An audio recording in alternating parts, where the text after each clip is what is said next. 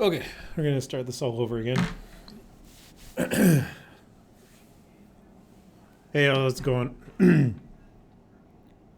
Hey there, it's Ian from Coastal. Hope you're having a good afternoon. We're going to talk about VFR Navigation Charts today. So, what are they? Where can you get them?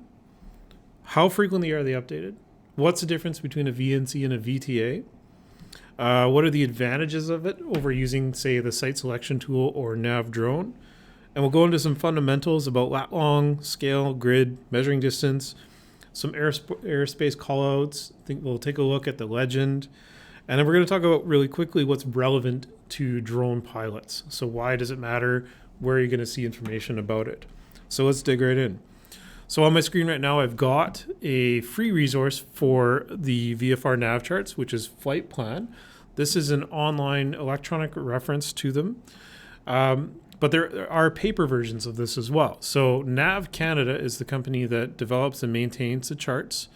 And they're issued on a semi-regular basis. And you can always check which version you have based on the numbers and the dates that they're published. If you want to buy copies of them, you can do that. So let's look here. Let's go back to buying the charts. That's the chart listing. That's not what I want. So if I wanted to buy the charts, there's different sections of them. And you can pick them up right from Nav Canada's website or from Aircraft Spruce or from other online vendors. So this is why you'd want to make sure you've got the latest version. But there's each section. So these are the 1/500,000th scale. And then there's the lower altitude or larger scale, the VTAs or the VFR terminal area charts, which are for Vancouver, Edmonton, Toronto, Calgary, areas where there's high density and a lot more information. So they need to have like a zoomed in higher resolution. The free ones that are on flightplan.com are automatically going to zoom in. So if you look here, you'll notice as I zoom in a little bit, there's a bit of a box. This is the VTA overlay for Vancouver over top of the VNC. So we're going to talk about what's available free online. So the VFR charts are something that's important to know how to read them and how to gain information from them, because it might be something that comes up on an advanced flight review. It's a tool that is going to be the official tool from Nav Canada. So it's going to be the most information condensed onto one piece of paper if you actually get the paper copy of them. So let's take a look. First thing we're going to do is we're going to dig through the legend. And as I mentioned, so we've got the VNC, which is the large scale area, and then the VTA, which is the high resolution. So what you're seeing here for Vancouver International, for example, this is the VTA or the VFR terminal area chart. So let's leave this up, and we're going to bring up the legend for the VNC, and we're going to take a look at this. So this is the front page of VNC, a VFR Navigation Chart, which is the legend's going to be the same between the VTA and the VNC. It's just different scale, right? So this is at 1/500,000th, whereas the VTA is at 1/250th. So on here, you're going to have different icons for different types of airports or aerodromes. So on the left side, you've got aerodromes with services, or most likely airports. If they're big, they're going to have the runways outlined.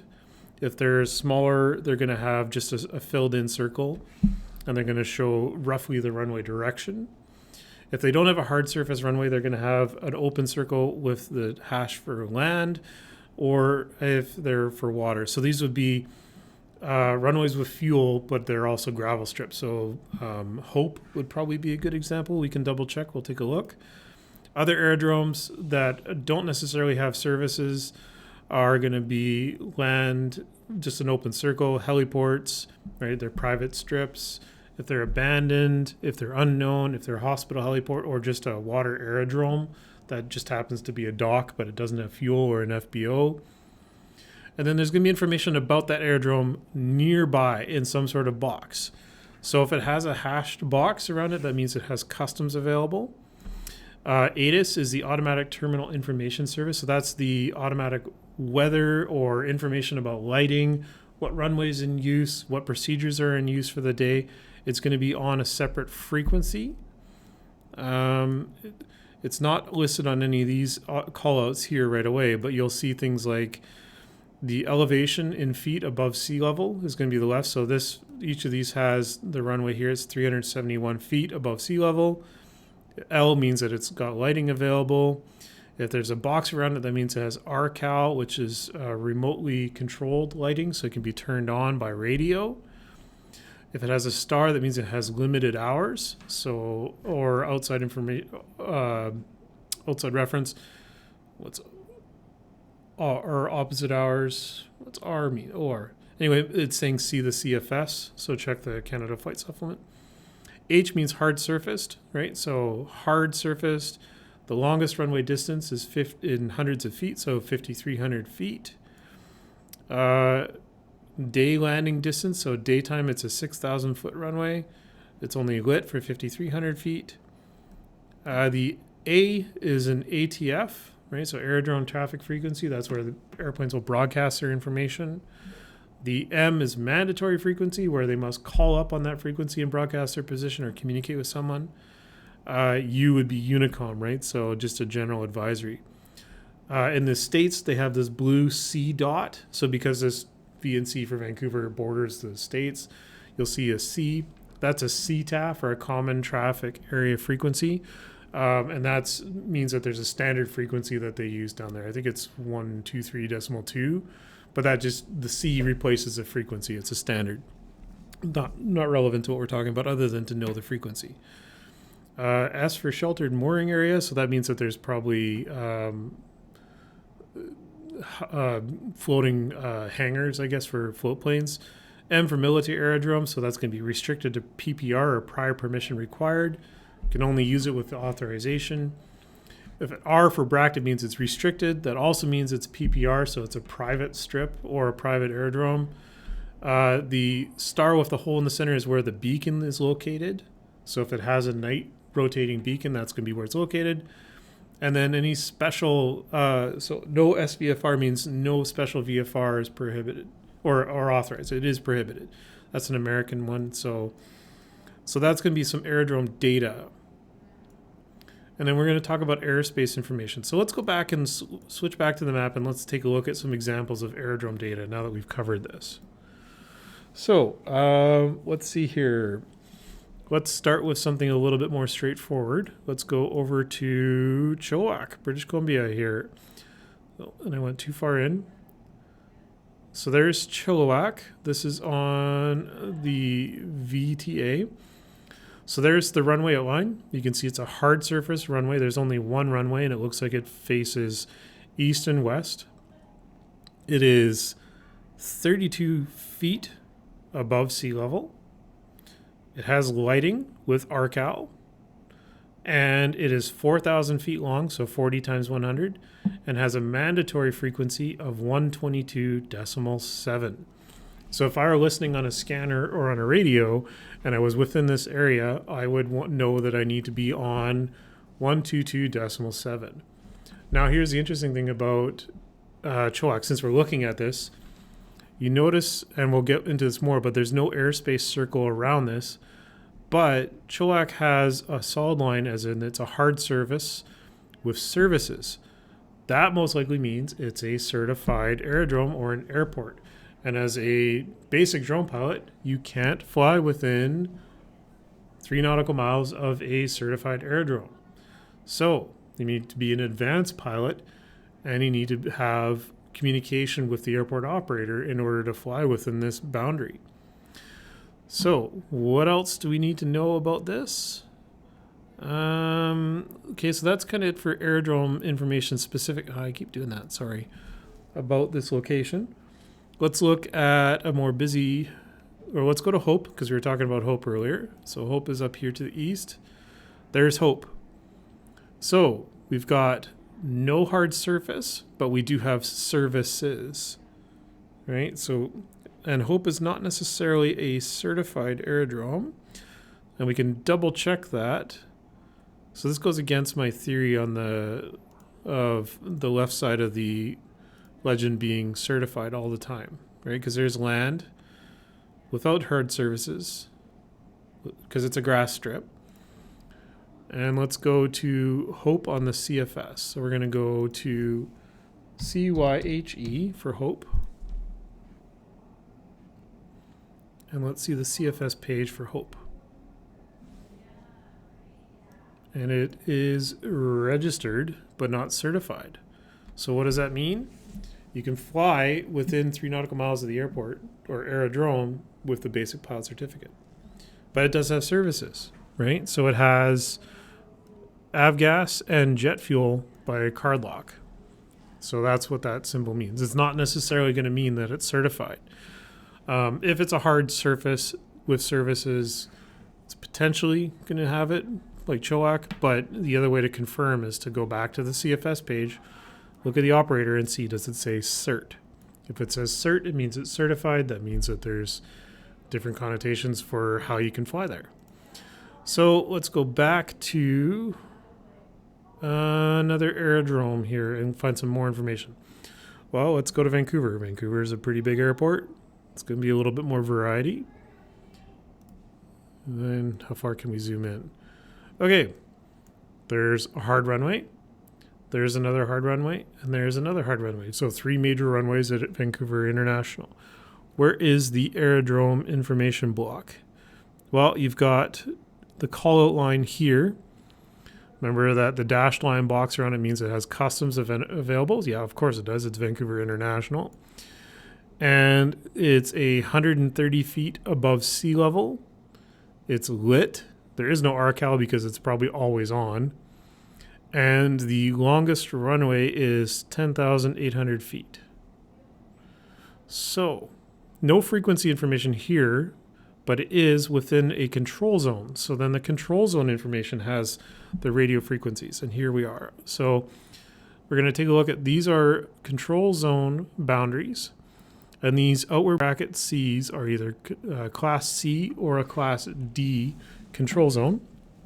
And you can see here it's 2,500 feet, and it's also 2,500 feet above aerodrome elevation. So they're saying, and you know what? Sorry, I said 130 feet. That's 13 feet. Because we can go back to the aerodrome information here, and you can see it's elevation in feet, not hundreds of feet. So 371 feet. In this case, it's 13 feet above sea level. So Chilliwack, where we were back here, Chilliwack is 32 feet, not 320 feet. So my bad. I should know that, because Abbotsford's 200 feet. Yeah, there it is, 194 feet. Okay, so more information about Vancouver. So we said, yeah, it's basically at sea level, so 2,500 feet to the control zone. And then what radio frequencies are in Vancouver? Well, you've got 2. You've got Vancouver Tower 119.55 N for north, and Vancouver Tower 118.7 S for south.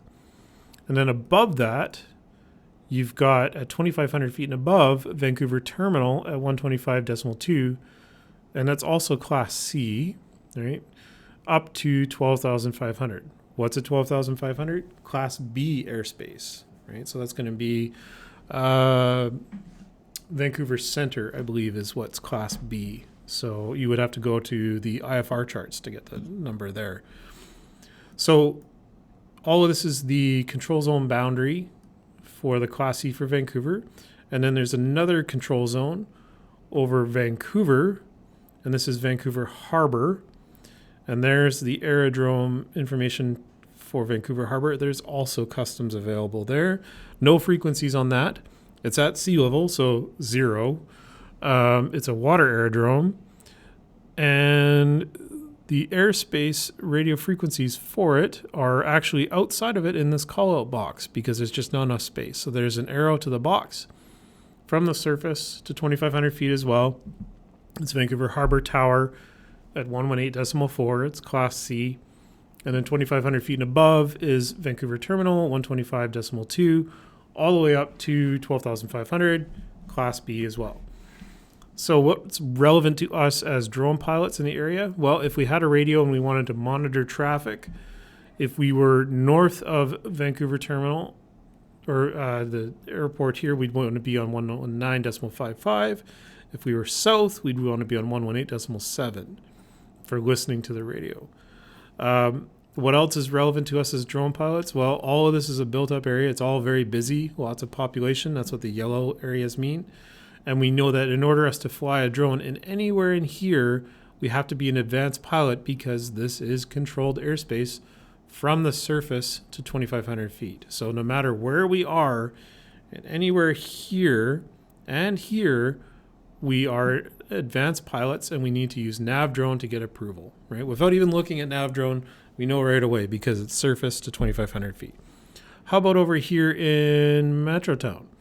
Well, Metrotown, from 0 to 1,200 feet is either going to be Class E or Class G, right? So if it's not identified as Class E anywhere, it's Class G. So it looks like it's Class G from 0 to 1,200 feet inside this gray box. So this shaded gray line is an airspace boundary, and it's solid, so that means there's no stepping or anything going on like different layers.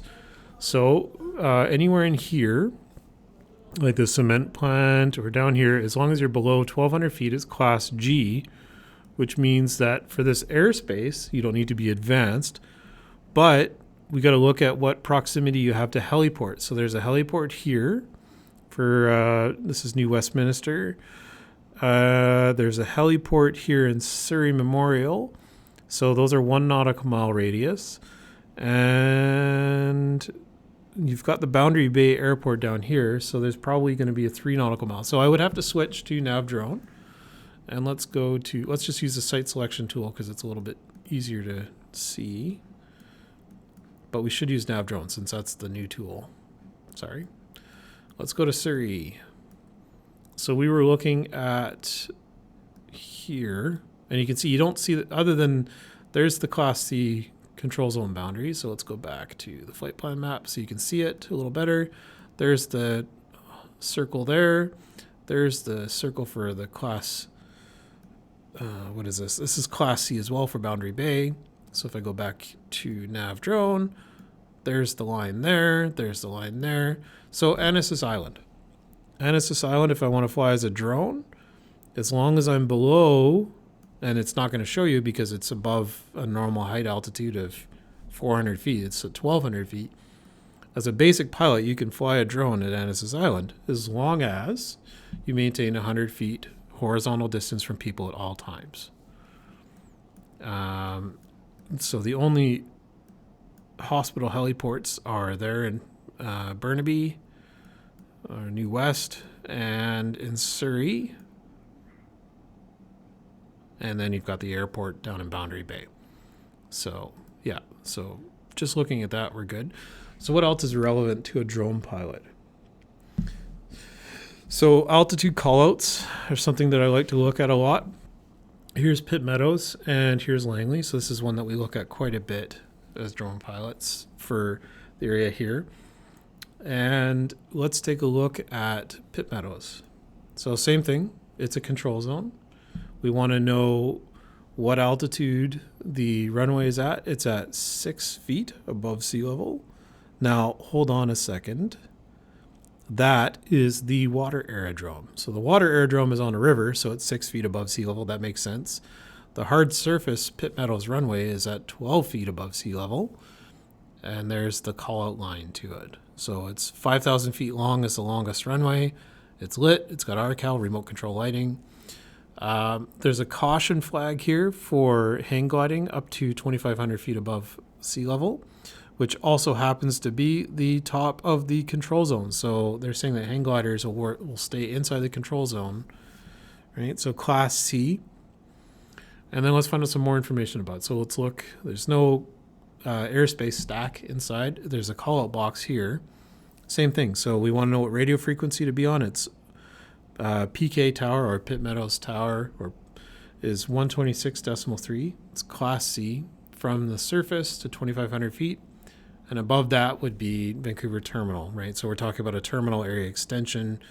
It's from 2,500 to 12,500. And you can see the gray line boundary of the upper airspace extension. And what else is important there? We've got a call point for Hammond Mill. So these dark blue arrows that go back and forth, and then you see diamonds here. Let's take a look at those on the Legend here. I think it's on the other one.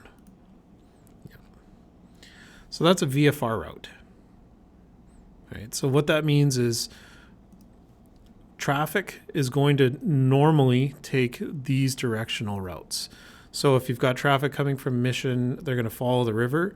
They're most likely going to go from Mission along to Glen Valley, from Glen Valley up north to Maple Ridge, and they transit across the north side of the control zone, so they stay away from the runway. And then they're going to go up north to Port Moody. So there's going to be lots of airplane and helicopter traffic in that area, right? So, and you'll see that when you're flying it. And because it's a control zone, drone pilots are going to have to be aware of that and deal with traffic that's going to be at lower altitude because they're taking off or landing. So what else is relevant to a drone pilot in this area? Well, let's take a look at another common airspace boundary type. So let's go back to the Legend here. All right, so we were looking at, there's the C brackets for a control zone. We've got T brackets for a Class B, which is a higher operation or high altitude. And we've got a dashes for Class E control zone. So all of these are going to need advanced pilot certificate, and you're going to need to do some sort of authorization with Nav Drone. The other one is Class F, or special use airspace. And there's 3 types in Canada. There's advisory, danger, or restricted, and they're going to be identified with the CYA, D, or R. So a CYR is going to be restricted to a user agency. So let's take a look at that. What's an example? So we're looking for something with these hashes. So here's one over Abbotsford. Too far in. I zoomed too far in. Come on. Too far. One more in. Okay. Oh, see, it just doesn't want to cooperate. So that's a CYR, and you can see in it there's CYR 141, and it goes to 300 feet above sea level. Or, sorry, in this case, it's above ground. It's continuous, and it's Series F. So this is a restricted airspace, and in this case, it's over a prison. Another one that's got the same kind of shape of lines in the box is this. This is CYA 188 AT, and A is for aerobatics and T is for training, and it's to 5,500 feet continuously in daylight, and it's Series F. So that's 5,500 feet above ground, Series F. Now, that's interesting. The prison airspace is only to 300 feet above ground. I don't think that's... Let's see if this shows.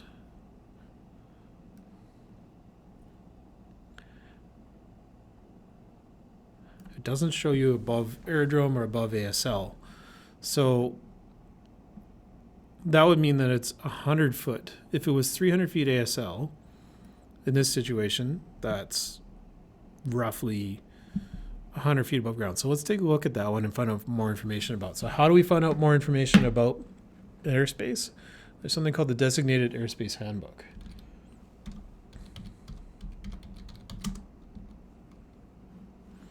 And here it is. I've searched for it before. And let's take a look. So we're looking at CYR 141. So we're going to search for it.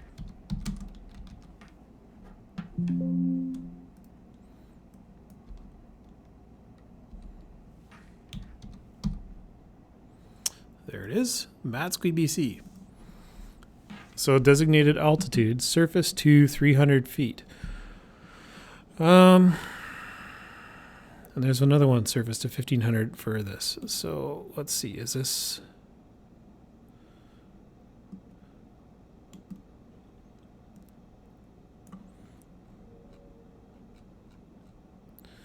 Surface standards.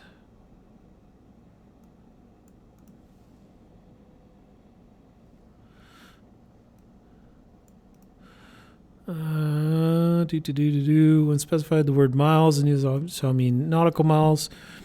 All radials are used in degrees magnetic. All coordinates expressed in degrees, minutes, seconds. I'm looking for altitude. All altitudes are above sea level and will be inclusive unless otherwise indicated, e.g. 5,000 to 10,000 ASL. So it's 300 feet above sea level.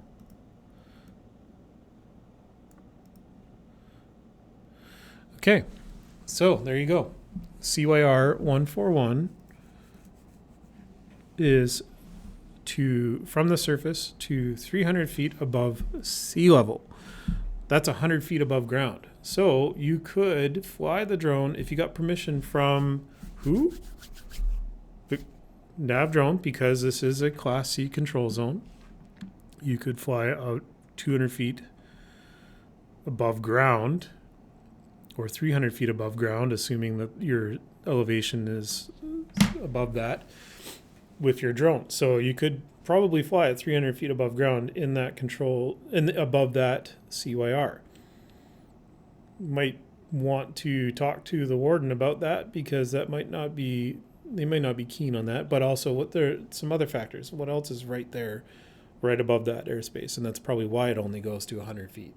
Yeah, it's the runway. It's 07 that is east facing there. So WestJet takes off from there almost every other hour. So yeah, you're not going to get approval to fly there anyway. So just ignore that.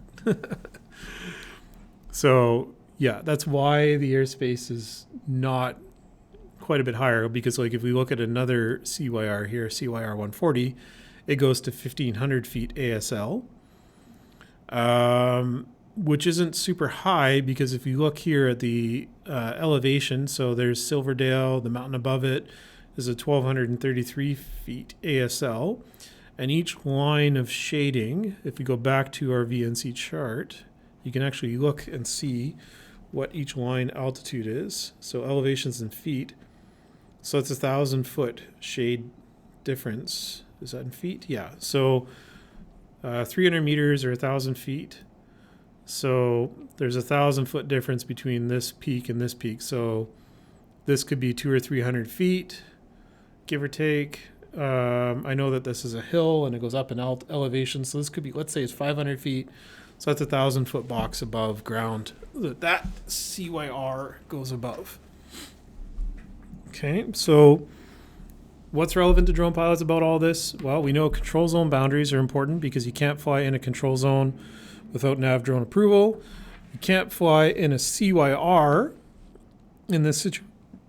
You can't fly in a CYR without the user agency approval. So in this case, CYR 140, if we go back to the handbook here, CYR 140 is Mission BC. It's the warden of Mission Institution. It's a controlling agency, so you'd have to phone that number and get permission. You can't operate an aircraft in there without getting permission from that agency. Would you have to contact Nav Drone about that? Well, let's take a look at the airspace around it. It is Class G or Class E, right? So you've got here, if you're above 1,500 feet above ground, it's Class E. We're not going to be above 1,500 feet because we're in a drone, so that's 400 feet maximum, so it's Class G. So no, you don't have to contact Nav Drone and get approval. You do have to contact the warden in that situation. Let's take a look at what else is going to matter in this area. What's that? Well, that's a heliport. That's a private R heliport. It's in the CFS. Let's see what Nav Drone says about that location. There it is. Teclin Air Aviation. It's uncontrolled. It's registered though. So to fly a drone within 1 nautical mile of this heliport, you need to get a hold of the operator. Is the operator on this page? Nope.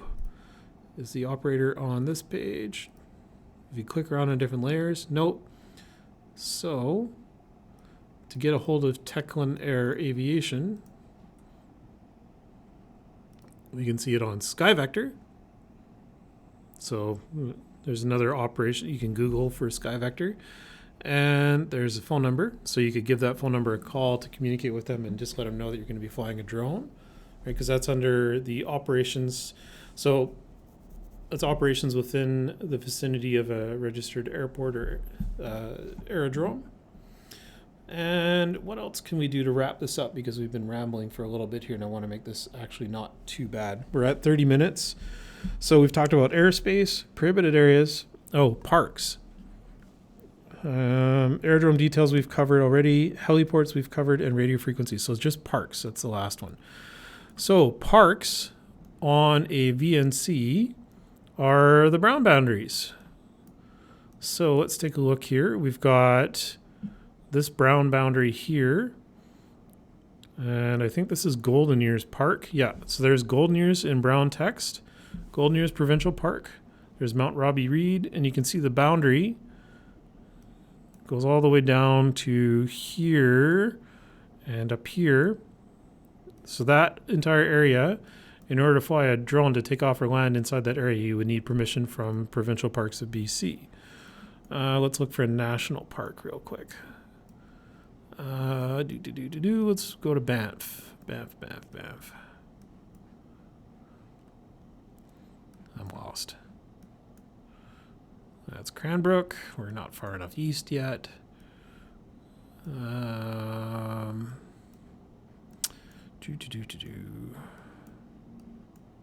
Here's Calgary. We went too far east. Here we go. And there's Golden. So this is all... Banff is in this area here. So there's a wilderness area. There's Banff Park Compound, Bow Valley Provincial Park. This is all the national park. Here we go. Okay, so here's the park boundary line here. Same thing, it's a brown line, Banff National Park. So you can see the boundary of it on the east side. And it's hard to see, but there's Kootenay National Park boundary and Yoho National Park on the west side as well. So brown lines. We can go back to the legend here, and it should be, let's see here. So it's not on this side.